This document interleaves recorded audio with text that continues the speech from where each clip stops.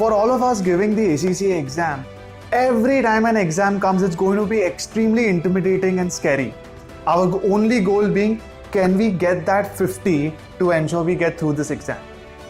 But what if we can tell you a few neat tricks, some cheat codes, some hacks to turn your 50 into a 60 without any additional effort? So in this video, guys, we are going to discuss about certain exam tips and tricks for all of your fundamental papers, F1 to F9. Tip number 1, use 2 exam kits. Let me ask you this. Which publisher do you use to study for ACCA? ACCA globally has 2 famous publishers. One is BPP, the other is Kaplan. Most students only take one publisher and study the exam kit from that one publisher. What we suggest is buy the exam kit of the second publisher, take advantage of the variety of the MCQs, prepare yourself on those lines and then enter the exam. We also have seen students who take one publisher and redo the exam kit again and again, which is not a test of your conceptual clarity, rather it would be a test of your memory. So don't fall for that.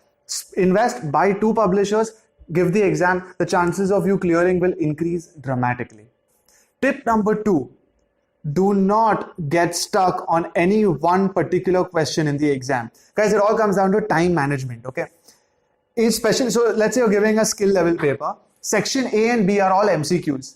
At any point, if you get stuck on a question, remember that each question has only a limited amount of time that you can add to it. If you feel you're running out of that time, do not hang on to that question trying to solve it because you feel you can get it or you're so close. Instead, move ahead and use that time to score an additional 2 to 4 marks in some other question.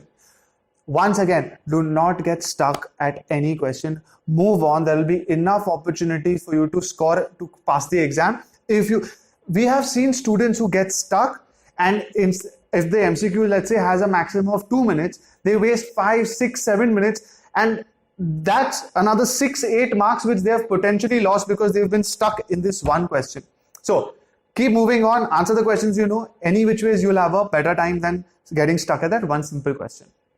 So tip number 3, in all these MCQ based professional qualifications, obviously from the multiple choices, one is the correct answer, but the others might be, they won't be random answers that are obviously not going to fall under your calculations final answer. The examiner plans it in such a way that he expects a lot of students to make mistakes and come to a wrong answer, an incorrect answer, and that answer is also one of your multiple choices. So a lot of students solve it sometimes incorrectly, get excited that their final answer is part of the multiple choice and they mark that.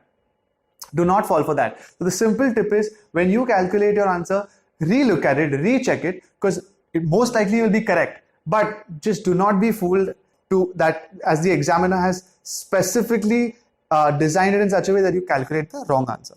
Tip number 4, use the flag option. So when you would, let's say in school, you would be giving a written exam, and you had the presence of mind to skip certain questions you did know, thinking I'll come back to it. You could always circle it, you could tick mark it, and you could always physically see which questions were missed.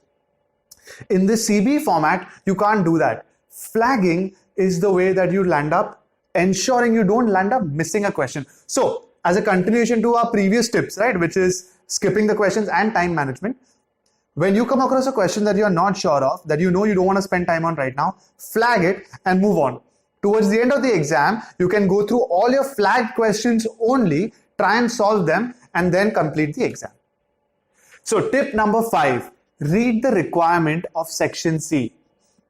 Guys, as soon as the exam starts, flip over to section C and read the requirement. That requirement will give you an instant indication whether you would be able to solve section C or not. Section C, by the way, is the more scoring one, because unlike an MCQ, which is either a 0 or a 2, in the subjective part of the section C, you can actually show steps and you can score higher marks by attempting the entire question. Also, at Zell, we any which ways prefer that our students start with section C, as it's the more scoring one. Tip number 6, the ACCA exams do not have any negative markings. This means that you should not miss any question.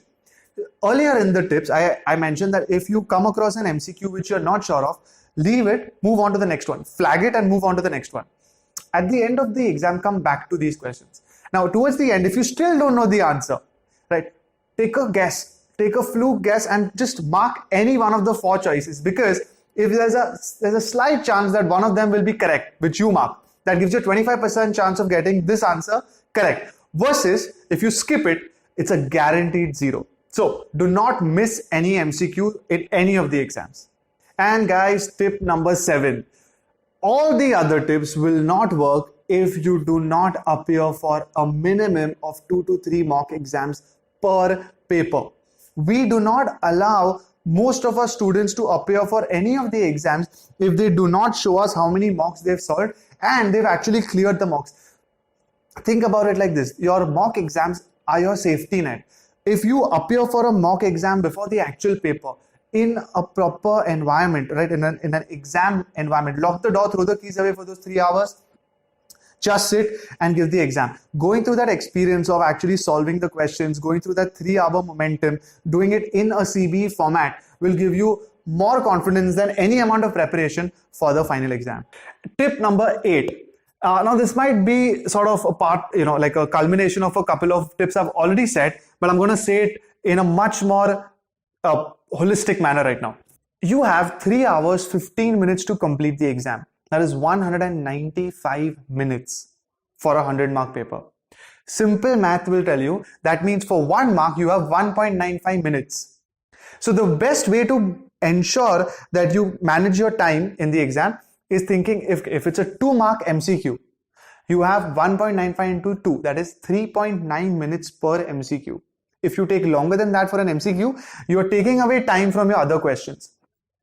So it is extremely important that you remember this equation, this ratio, 1.59 minutes per mark, and your goal when you enter the exam has to be that you will enter the exam to complete 100% of the paper, 100 marks. If you lose, let's say you get out with only writing 90 marks, it's so easy to score a few marks in those balanced 10, the last question, and we've seen students who score 48, 49 and they've missed only that last 10-mark question. If they would have just started it and attempted it, they would have easily passed. It makes such a big difference when you don't complete the exam. So the reason I'm saying both of these things together is your time management is going to help you complete the entire exam, and completing the entire exam shoots up your chances of clearing the paper in the first go. And here is a bonus tip from us to you. The ACCA website, acccaglobal.com, has certain study support resources. So as you can see on the screen, let's say for example, you are appearing for the performance management paper. You can go on the website, find these support resources for performance management, and ACCA provides a plethora of such features. They have something known as technical articles, they have something known as specimen exams, and so on and so forth. All of these are extremely helpful, and the most important one is known as the CBE practice platform. When you are practicing for your CBE exams, when you're actually solving questions, when you're solving mock exams, instead of doing it on paper or doing it on Excel in your own computer, go onto this platform. This is how exactly the exam will be simulated in the real exam. Yeah, and if you all have any more questions, as usual, please do leave them in the comments. We'll be sure to get back to you. Thank you.